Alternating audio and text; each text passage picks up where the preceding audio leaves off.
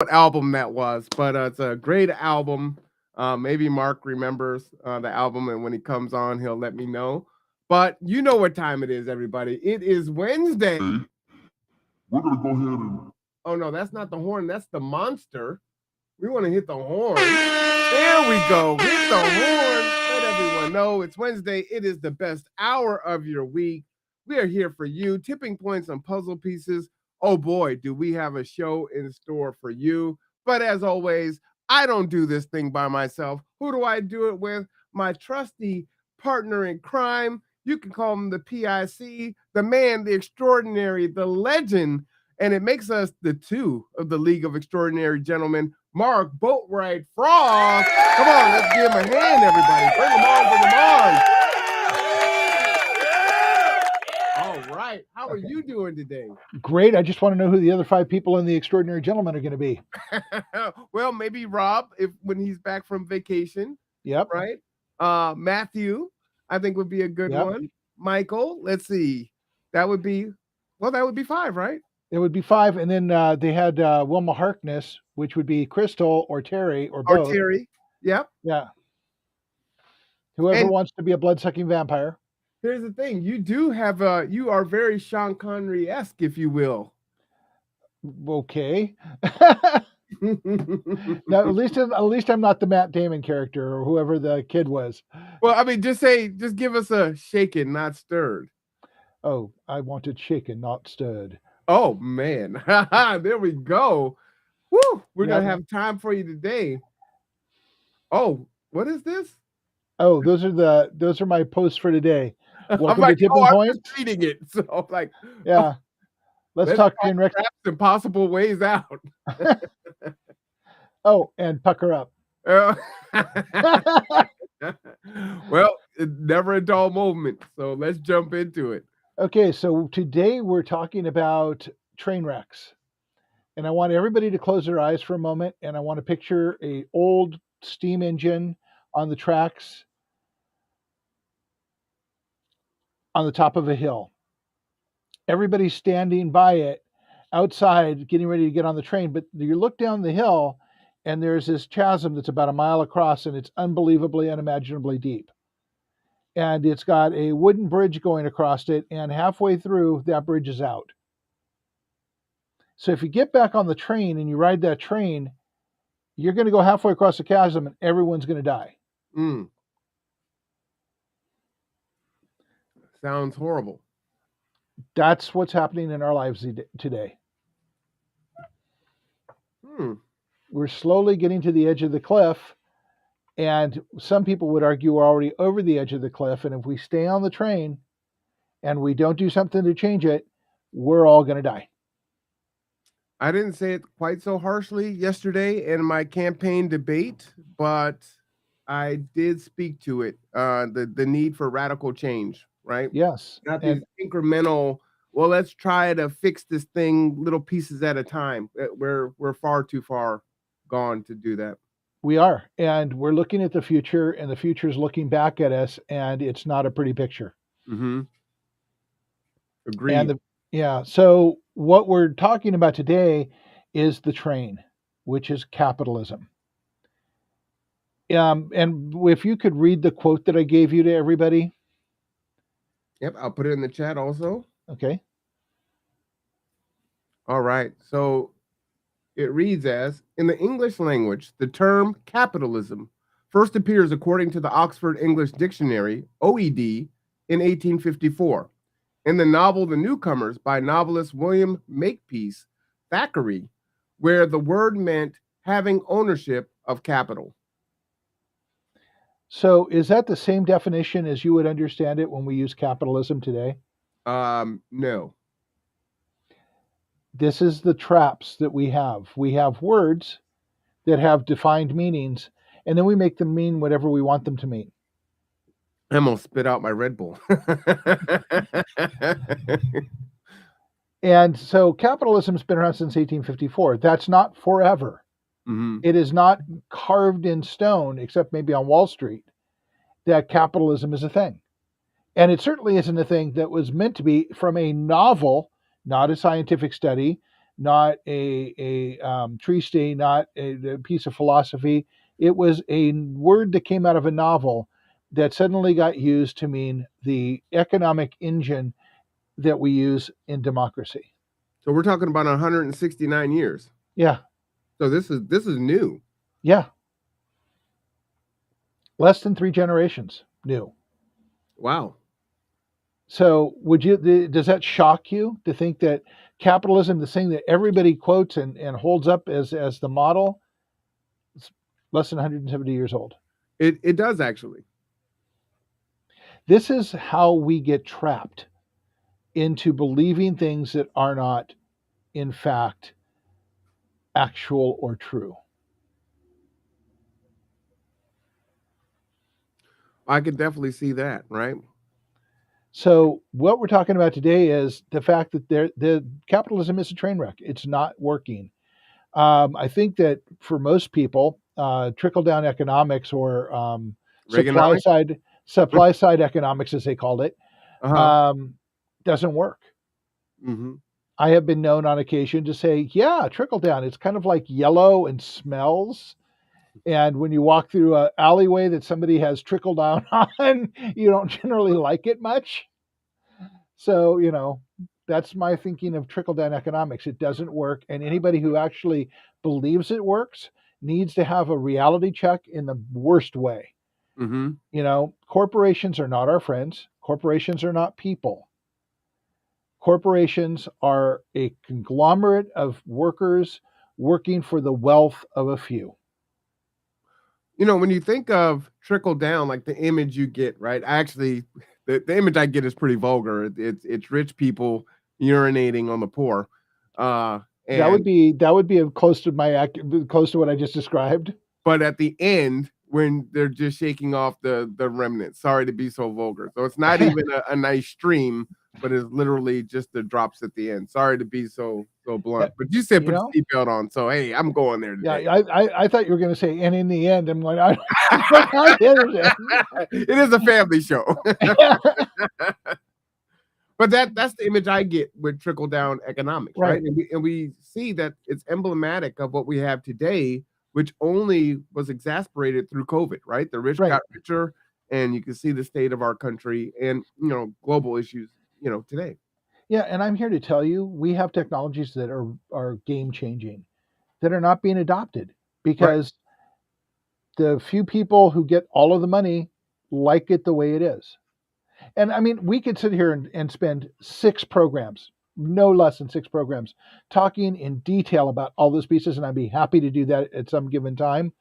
We can talk about how all of it comes together, how all of it works, how all of it was created, how it's been going on for thousands of years, and capitalism is the newest name for it.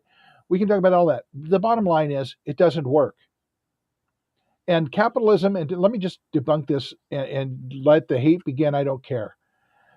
Capitalism and democracy do not link up and are one thing. Democracy is a form of government that has the people having a voice, like the Constitution, we the people. Capitalism is an economic model and not even a great economic model. Now, so is communism an economic model, not a governmental process. When people say, oh, socialism, immediately people challenge you with capitalism. Remember, I said, talked about traps? Hmm. The trap and the emotional impact of words that go back to the 1950s about communism, the the constant pressure from corporate media about socialism and the money that they spend in the federal government to stop um, any movement towards socialism. That is traps that are set to keep us in divisive antagonism toward each other and not be able to move to a more human centric model. You are no longer talking.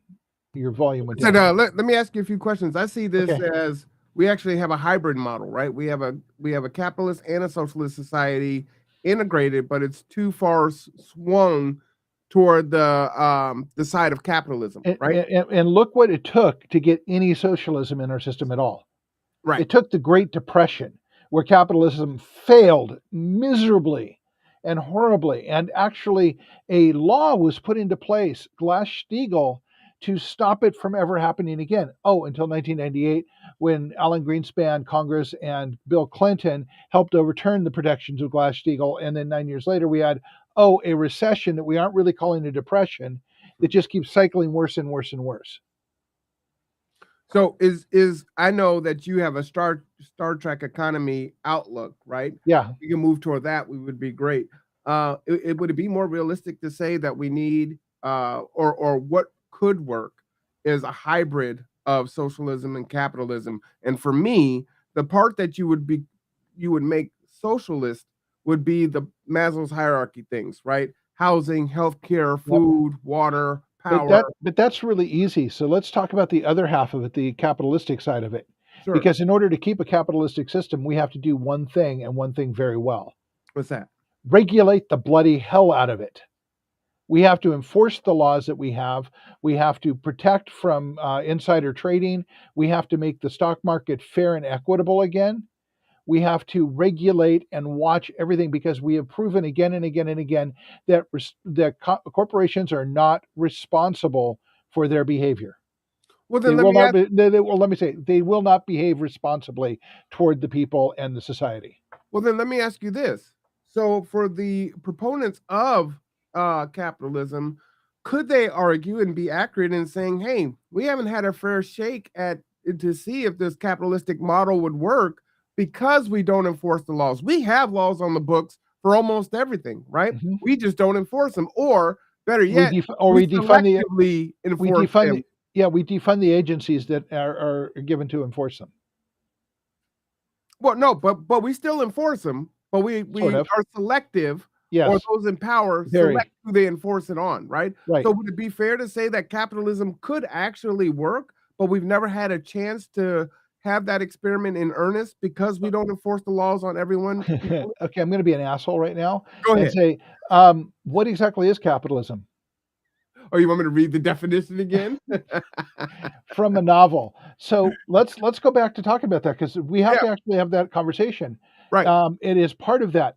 Capitalism, not capitalism, but coin, capital, as it's called now, coin, money, are representative of an item that you want or need that somebody else makes. Mhm. Okay. So essentially, coinage was developed to make barter easier. That's the heart of capitalism as it was originally taught, was that you have a dollar bill and you are going to use that as a um, equivalent to this person who makes leather gloves or jackets or shoes. Right. So that is one to one. It is not that and has not been that for a very, very long time. And stocks were originally the ability to invest in a company, not a corporation, a company, in order to help them become successful so they could provide jobs and product that you need. From the time that that was even an idea, it has been corrupted so badly that the stock market is now about developing wealth, not helping companies become more equitable and provide better product. Matter of fact, companies no longer provide good products because they have planned obsolescence and they want you to get rid of it. So let's step aside for one moment and talk about the environment and about resources. And if you're getting rid of products every 3 years to get new products and you're not recycling them, you're creating trash from very valuable resources that in less than a decade we're going to wish we had. Mm. We have one planet, folks. One planet. Wrap your head around that. We do not have unlimited resources. And while we're following this capitalist model that uses resources to gain wealth for a very few and creates all of this waste, we, along with us, creates all of this waste that we are not being able to recycle or reuse. And we aren't even thinking about that because somebody would have to invest money to make that work. Mhm. We are destroying the one planet we live on with fixed resources. Wrap your head around that because that's just how it is. At some point in the very near future, you, your children, their children are coming up against a wall or a out bridge on a chasm, and there's no way over it unless we start today, now. And we can take small steps today now that'll get us where we need to be. I mean, I'm trying to hear you, Mark, but I just got my new iPhone and they sell millions every year and new cars and I have all these things at my fingertips. I just did an Amazon order last night at 9 p.m. and it was on my doorstep at 6 a.m. this morning. What do you mean we're running out of resources? Yeah. And have you gone shopping at the market recently? I know the I answer have. to this, but oh, you have. I Whoa. did. Well, because my team is out of town, so I had to walk into a Walmart. Oh, Wally World. Ooh. Uh-huh. So, did you notice that shelves were a little emptier than usual? Yes, I did actually. So, let's talk about some of the things that are resource intensive.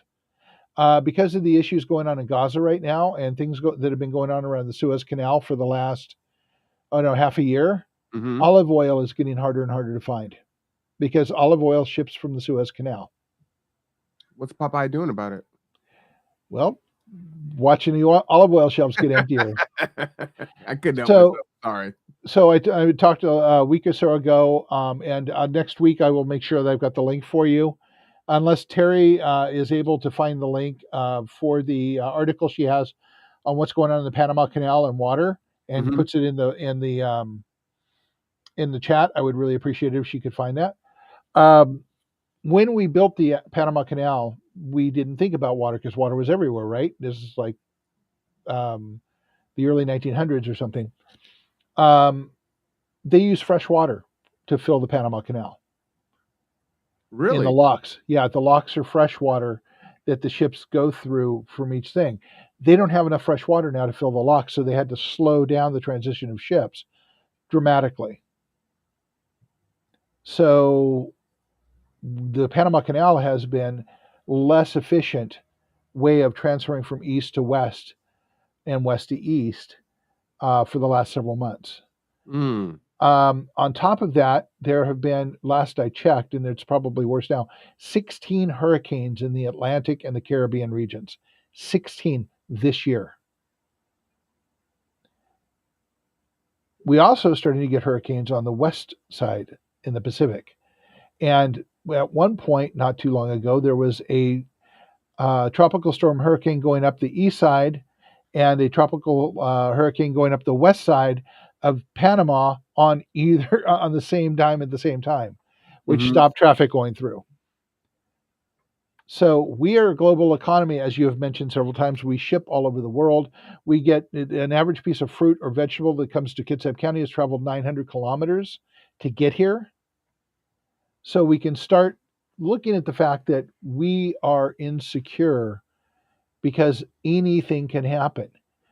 We read the article the last week or the week before last, where Georgia's lost 95% of their peach crop. Right. This is happening all over. I could fill up the link here with articles I read about food shortages. And the more this happens, the less secure we're going to be. And this is part of the whole issue with resources. Food is a resource, and soil is a resource for food production. In the United States, we do industrial agriculture, and scientists are telling us that we are destroying the soil we grow in. And this is proven by the fact that the nutritional value of our food has been dropping steadily since the 1950s. And that's only because we've been measuring it, Hmm. so that we have less nutrition in our food. We eat more and have more obesity because we're not getting the nutrients that we need out of the fruit that we have, the food that we have. And in 60 years, they're saying that we won't be able to grow at all because we will have depleted the soil and eroded all nutritional value from the soil. Feel like a sandwich right now? Well, a bug sandwich, Yeah. because that Yeah. seems to be the way we're going, and bioengineered food and meat grown in a lab, which looks disgusting if you have seen it. So there are other ways to deal with this. The traps are that we believe the leadership and corporations are going to find an answer, and the corporations are going to find answers that are profitable for corporations. Hmm. But we can find answers. We can grow food. It's not impossible. It's something we've been doing for years. And while we're talking about corporations and medical medicine and resources and reality, the United States, last I checked, was 27th in the world in child mortality, and we have the highest cost for medicine of any country by a lot. And Yep. I can get you the statistics, but 27% 27th in line for child mortality for the most expensive hospitals in the world and the most expensive medicine in the world. Socialism can solve some of those issues because we can then regulate medicine in a more realistic way, and we can take the goal away from making lots of money to providing health for people. And we can start putting resources into fixing the problems that are causing us to be 27th in infant mortality. We have a lot of people that say they care about the life of a child, but we have we're 27th in infant mortality in the world per capita. Yeah. And we have a lot of people. Yeah. And that's not just a Republican issue or a right side issue, right? That's a left side also. We have Yeah. Gavin Newsom down there in California just vetoed a bill to like provide condoms to high schoolers. To he didn't put a cap on some medicine, some prescription drugs down in California. So this is a two-sided issue. It is. I mean, and the fact is, we need to stop paying attention to two sides and go to the third side, which is the human side, and focus entirely on that. Is there And a get a human party? huh? Is there a No, human party? no, but they're human beings in both parties, and if they started coming together, we could change the face of both parties. It's about humanity, and it doesn't matter if you're right or left. There are things we agree on. The And, life of a child is probably one of those. and there's so much to do, on the other side of the election. Just to your point, one of the things you have to do is you need to get the endorsement from one side. And then if you get it, then you're able to purchase the call rolls from the voters in the last elections, right? Right, And depending on who you are, they won't even put you forward as a person to run, right? See Bernie Sanders and right. Cornel West and RFK, right? So if you're not the party darling, they're not going to support it, even if the things that you believe align more with that particular party. Yep, absolutely so. And it's about politics, not about people. Yet the first three words of our Constitution, as we constantly say, I don't think we've had an episode in the last 10 or 15 we haven't said, is "we the people." We the people, But we the people have to represent. right? So now is the time to put up that picture, if we could, and we'll talk about that for a little bit. Here we go. Okay, so this is social capital. I found this picture and I looked at it and I went, "Wow." Okay, what would it look like? Yeah, I want you to imagine. I'm just going to say the words. Said, outlook in life is social and humanistic. Mm, You think about humans, yourself, your family, your neighborhood, and they think about you. You create networks among people to talk about certain things, the things that are important to you, and work together, not looking for a politician to solve a problem or a corporation to solve a problem, but looking to your neighbors and the people around you. hmm You create bonds, you build bridges. By the way, if anybody hasn't seen it, and I will say there are some sexual situations in it that might make people feel uncomfortable, but there's a series on Netflix called Sense8. It's a science fiction series. I think it Oh, went. that's an awesome show. And there's a scene where one of them is in Kenya and is running for one of the political positions in Kenya. And he says, "Love is a bridge, not a wall." It is Mm, the most powerful thing ever. hmm Love is a bridge, not a wall.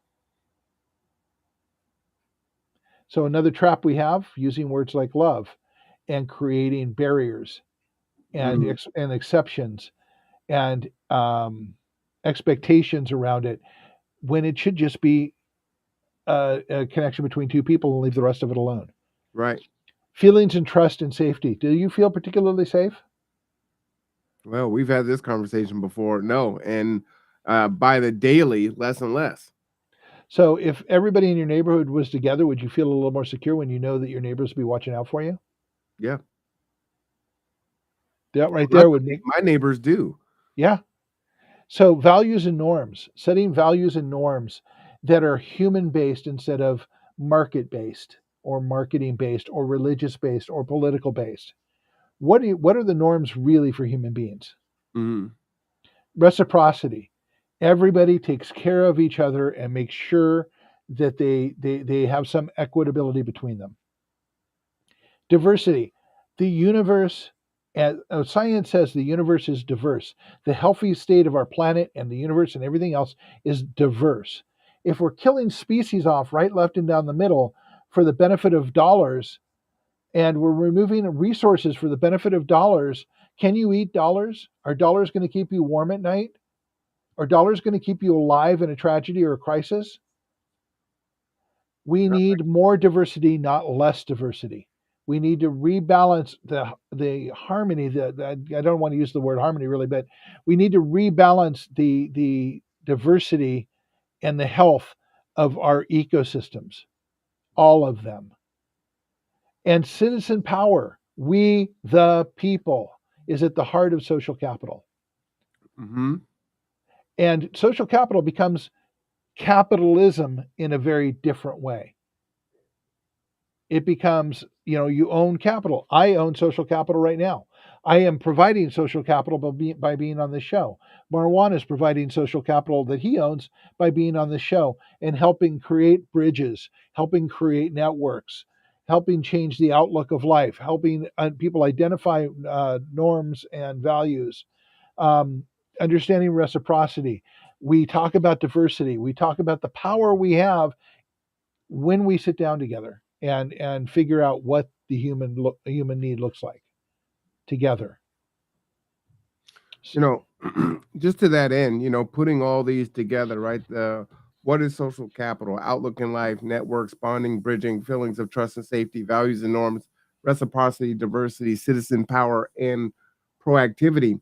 In the debate yesterday, they asked if you had a magic wand, what would be the one thing that you did for the city of Bremerton? And my issue with our thinking is it's so linear, so antiquated, so myopic in its viewpoint. And what I said was, I could have said social capital here, but what I said was, if you have all parts of Maslow's hierarchy, that highest step there is self actualization. So if I had a magic wand, then I would want everyone to be able to experience self actualization because that meant that food and safety and everything else was already met, right? Hmm. And that's really what I'm saying is the social capital aspect. And all the other people, they all had one thing, right? Whether it was, medical detox or, affordable housing. And it's like that doesn't fix the situation, right? So you've got Nope. affordable housing, but you don't have jobs. You have affordable housing, but you don't have health care. You have a magic wand. It's magic. And I think the problem with many of us is we can no longer dream or think outside of this box we've put ourselves in for so long. Does that make sense? Absolutely. Now, if people had come and attended the workshop, we'd help them learn how to think about that again, because that's what it's all about. Absolutely. So we Absolutely. have been trained. We have been trained not to think critically, and you see this every day in every way. We have never been taught that life is about social contracts, and this is just another form of social contract. And it's a social contract that is supportive as opposed to destructive, which is how we are living our lives now. Yeah. So I yeah, driving around here, you see it every day. And I don't know if my system's going to slow down. It just started doing a scan for antivirus for some reason in the middle of the day. You're a Microsoft user, correct? You're a Windows Yeah, guy. yeah. So yeah. Anyway, we have to find a way to get here. And you were talking about Maslow. This is what I was going to say. You're talking about Maslow's hierarchy, and I don't know how many people out there that are watching the show have ever heard of Maslow's hierarchy or were taught about it in school. Because I'm noticing that things aren't being taught in school anymore that were normal for us. Things that we were taught in psychology and the social sciences, which I'm not even sure are taught. Um, but Marwan mentioned that I'm a firm advocate of the Star Trek economy. And one of the reasons I'm an advocate of the Star Trek economy is because it is based on Maslow's needs. You take care of people's, if you take care of, and I know a lot of people are hair is about to go on fire. If you take care of people's housing, their education, their food, their warmth, their medical, and all of the things that are the basic things to just live, and they get to that point where they can actually start applying their willpower, their energy, their innovation toward change, we could change the entire world in like very short amount of time. We could find ways to make the world a much better place very quickly. And we can fix a lot of the broken families if that pressure was taken off. But it behooves people who are making lots of money to keep that pressure on so that we are focused on this and not the fact that we have nothing and are getting less of nothing. And I want to talk about the political and governmental realities of this in a minute, but I know you want to show this and talk about it. So, No, no, go ahead. You switch, and I'll pop this up after. yeah, I'm just trying to figure out what this is. Oh, never mind. Yes. Sorry, I cancel. I do not want you to do this right now.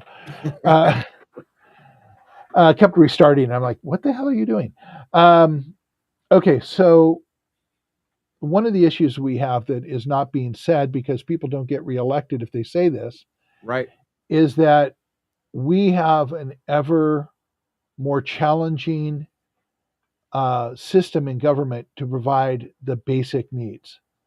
Um, okay, Washington State. Let's talk about before we go into talking about income tax or anything else. We're not going to go there. So take a deep breath, sit back, home, relax, be good.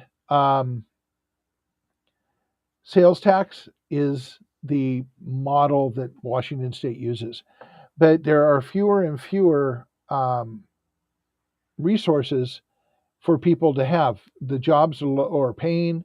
There aren't as many jobs. When we talk about 1.3 million jobs created, we're not talking about family wage jobs. We're talking about jobs, period. Corporations are basically paying as little as they can for humans to get what they need.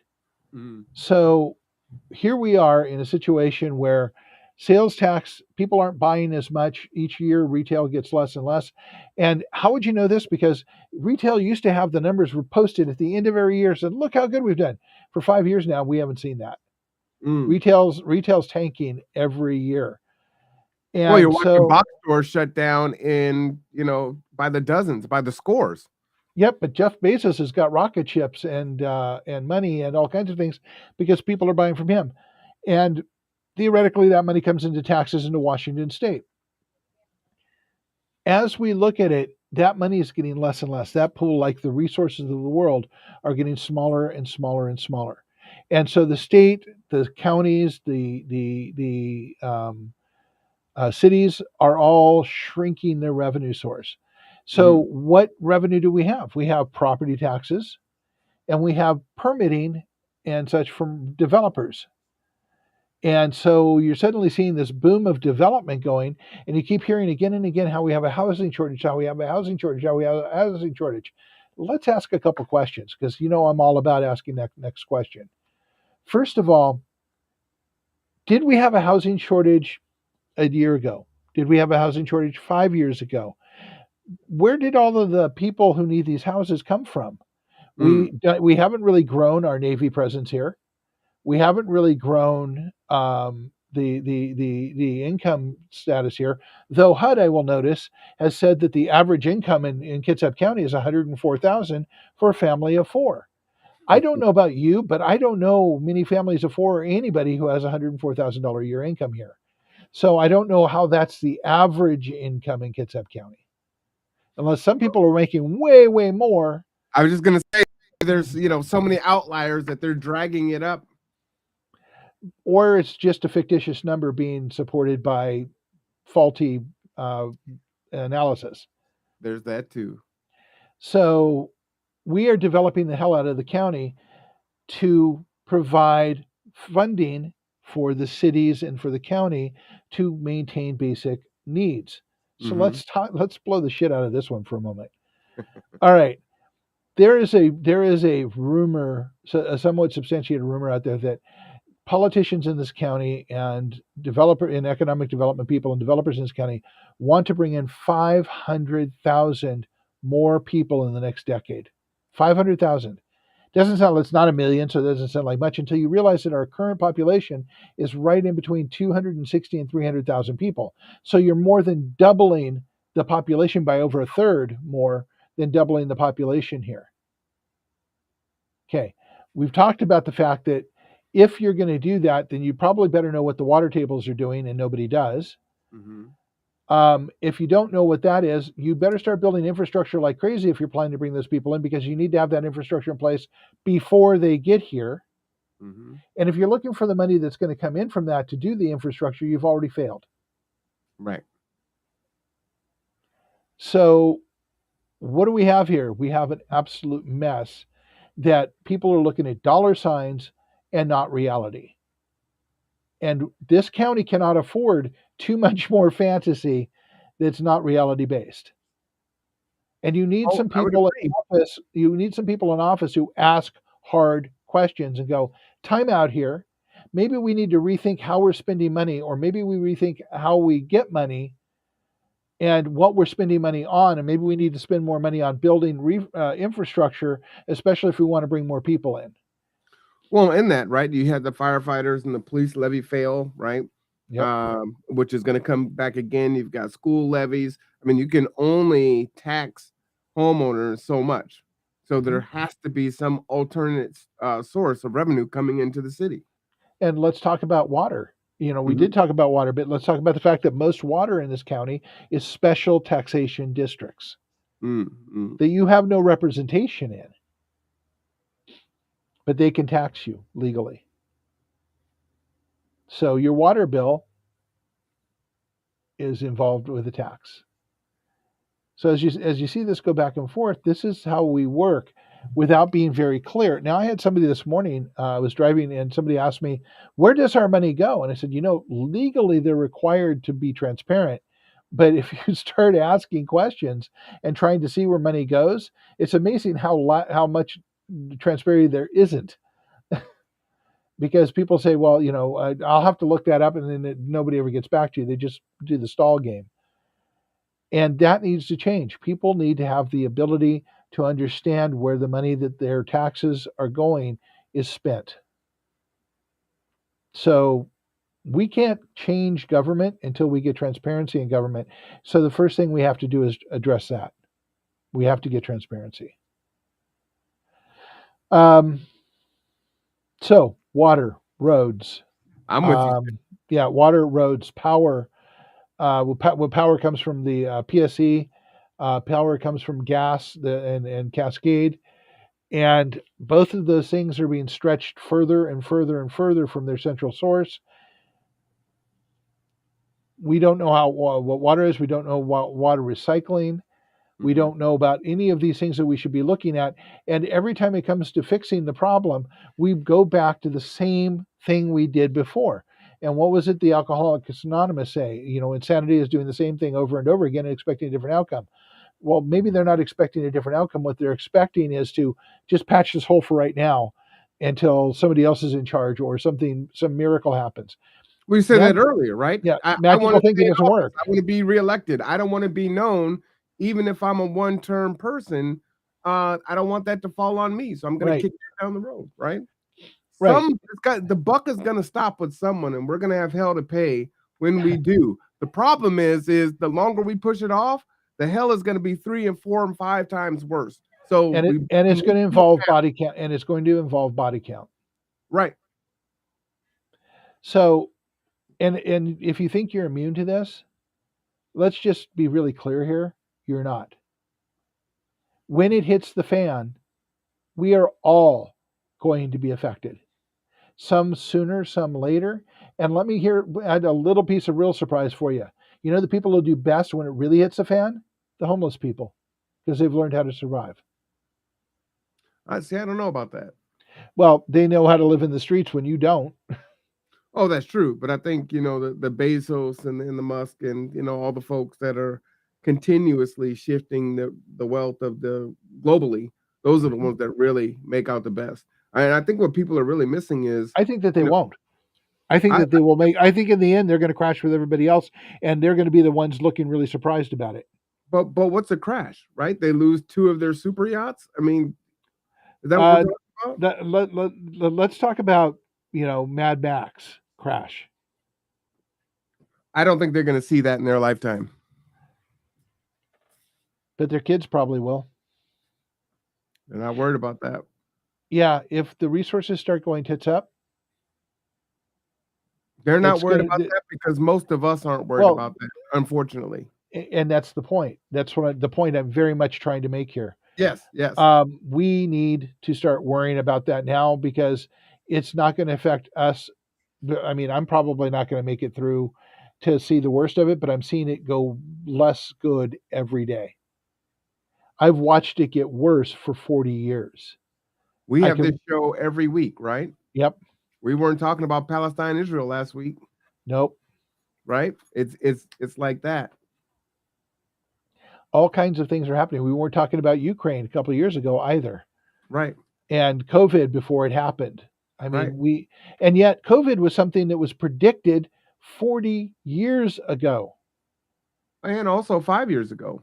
Right, and we saw and we've been seeing the reports on erosion on the soil. I've been watching it for 10 years now. Water issues, we've been warned about them for a while. Climate change, let's talk about 16 hurricanes. So we're watching it fall apart around us, and we're all thinking it's not going to happen to me. Mm-hmm. But I guarantee you, Bezos doesn't think it's going to happen to him because no one in his circle is going to tell him it is. Right. It's a fast way to But I lose your think job and become one of us. for most of we the people, I think the bottom is going to drop out, and we're not seeing it coming. We're the frogs in the pot, right? We had Yep. COVID. We've got Ukraine and Russia. We've got Israel and Palestine. We've got China and Taiwan. We've got North Korea. We have all these things, and all of these resources have been flowing out, right? We have immigration coming in, right? We have homelessness. We have folks that can't survive day to day. They can't afford their health care, and folks are, steadily falling from the safety net. I mean, and not a trickle, right? I mean, folks are falling fast. Niagara Falls. Niagara Falls. And there's going to be one thing that happens here, and I fear that it's soon, and a whole bunch of us are really going to experience that, and we're going to say, "Hey, where's the help?" And at some point, you can't print any more money. It will I, mean I, nothing. as I've been saying, we have shrinking and shrinking and shrinking resources. And corporations are pulling money in and storing it now. They're not putting it out at all because they know something's coming and they think money will save them from it. Which is why we need to have, reclaim that attitude of made in America, right? Absolutely. Or made in Kitsap County. Grow our food here. Let's grow Yeah. our food here. Let's create our own power here. Let's build social capital and start moving off of capitalism. Well, and isn't that the definition of resiliency? It is exactly the definition of resiliency. Being able to create capacity where you are to thrive. And that's what we need to do. And we need to come together. I mean, Marwan and I talk about this every week. And we talk about the need to create a community where we work together, where we need to create food to grow together so that we can thrive together and create a grassroots network that will allow us to change the political representation that we have and be more equitable. And I don't care what party you belong to, I don't care what your philosophy is. We aren't being taken care of by anybody. So it's really time for us to come together and go to our representative parties and get them to look at things differently. Well, you got to get your water storage, right? How many do you need? Absolutely, we have 15 stored right now, because we have almost no room. But we are looking to have 50 gallons of water at any given time in the backlog to make sure that we have water if there's a water shortage. Yeah. And we talked about this last year, I think around the same time. Yep, If you did not prepare last year, you can start today. If you did last year, check your stocks, replenish your stocks. absolutely. What new Um, did you learn this and year? and with water, you can cycle it through. You can Right. use it. You can use the water that you have in storage and empty 5 gallons out, and then refill it and use your oldest first and move it through. And I know this seems like a lot, people, but you'll be happy you're doing it. It just becomes a habit. You need to get into the habit of doing it. A little bit at a time. But yeah, do Yep. not wait until it's too late. Yeah, actually, we started this conversation at September 11th last year. Was it really? Yeah, no, the year before last. Year So before that? we've been doing this almost 2 years. This is Wow. episode 86. Wow. Oh yeah, once we get to 104, right? That'll be 2 years. Yeah, Wow. Well, that's a hell of a thing. it is. We're 18 episodes off of that 18, is that right? Yeah, 18 Yep. episodes off. Yep. Wow. That's pretty So awesome. yeah, so we will be coming up on 2 years real soon. And yeah, I'm actually kind of talked out today. I think we've said everything we needed to say, and we're a little bit early on it, but Well, you know what's perfect is we have the Kids Up Housing and Homeless Coalition at 2 o'clock. So yep, we always need to cut a little bit early anyway. So it sounds like I need to give the last word on there. you do. You absolutely do. So I'll come back to this and just kind of go back to that magic wand question that was asked of me. And when that question was asked, I actually had to go first, right? Right. And so it's like, well, hell, if no one's asked me what would I do if I had a magic wand? I got to think. And that's what I came up with. And if you look at the top of the pyramid here with self-actualization, this is saying that everything else is met, right? Your physiological needs, but that security, that love and belonging. If you've been watching what's happening in the news and reading news articles, right? Our Gen Z folks are feeling more isolated and lonely than ever. Self-deletion. Suicide hotlines are ringing off the hooks right now. Yeah, self-deletion is up in men, and I think it was up 3 times that amount since pre-COVID, right? Esteem needs. So if all these things are met, then we can be the best versions of ourselves, become that celloist, become that engineer, become that artist, become that whatever it is, right? But most of us are just trying to hang on in these bottom 2 rungs here of the pyramid. And so, yes. Yeah, picture the nails on the wall. Oh, man. That's all you're getting. And this is emblematic of class, right? Mm-hmm. The self-actualization of the Bezos and the Musk at the top, right? They can build spaceships because they've got so much money. Oh, let me actually give you a different view of that. Yeah, go ahead. Okay, so I say this when people say they're evil, blah blah blah. I said, well, okay, let's think of it this way: we are all broken. We are all broken. I adamantly believe this because our culture is broken. How can we not be? Mm-hmm. But how broken do you have to be to focus on wealth over everything else? I don't think that's hard because that's what society tells us is what Our makes broken society, valuable. our broken society. Yes. Okay, so I think of Jeff Bezos and I think of Elon Musk as people that have this giant hole in the middle of them that is not they really don't have the love and belonging piece. And I don't think they're really self-actualized. I think they're just trying to fill the hole every way they can. And money is the way that they choose to make themselves feel better. Well, maybe that might be And that means esteem isn't being met either because they can never fill the hole enough to actually realize that they have esteem because they don't feel like they have esteem. You Everything know, they're doing is selling the idea that they have esteem to you. that could be a metaphor for the Scarecrow and the Wizard of Oz, but and they're just stuffing themselves with dollar bills. Yeah, they don't have esteem. They don't have love and belonging.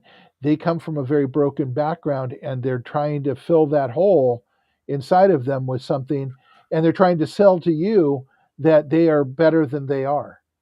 Well, to your point, that is why we do see self deletion from individuals who are quite wealthy, right? Yeah. And it's like, what happens when you have everything and you're still not happy? Yep.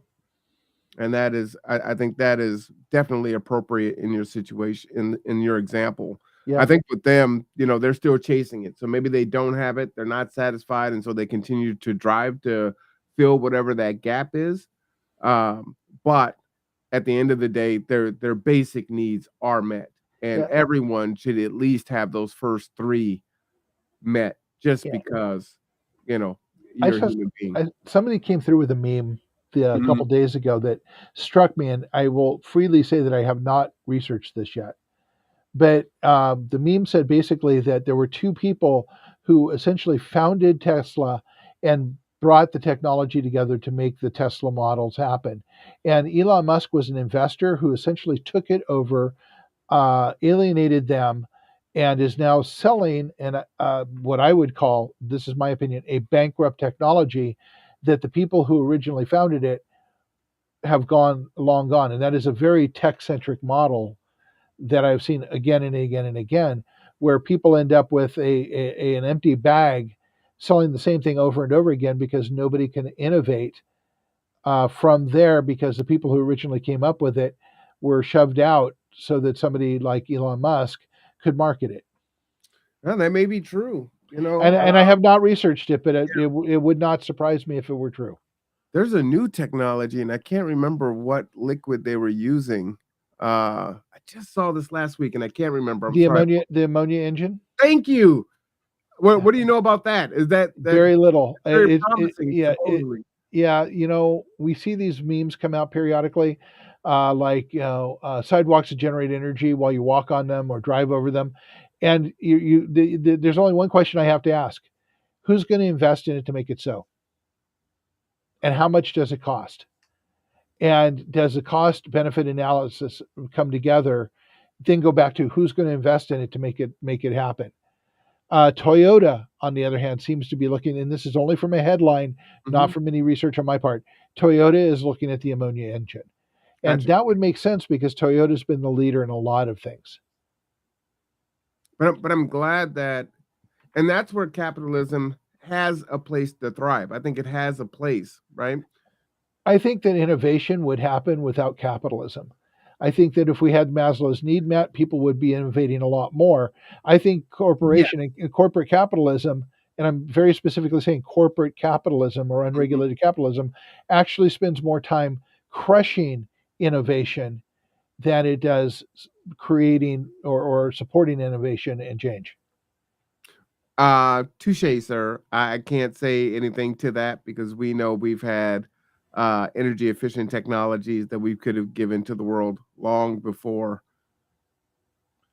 Yep. And look at and the in the not made here thing, Mhm. nobody's looking at Germany to adopt it. Everybody's running away from Germany because they would have to invest money to start creating that technology and are shifting to solar and renewable energy like Germany had will take a lot of investment, and our power companies aren't interested in spending that money because it would decline the return on investment to their investors.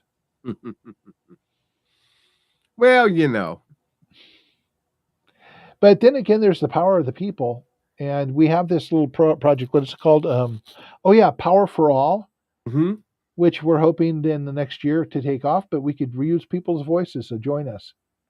And I want us to do that in a way where it's not anarchy, right?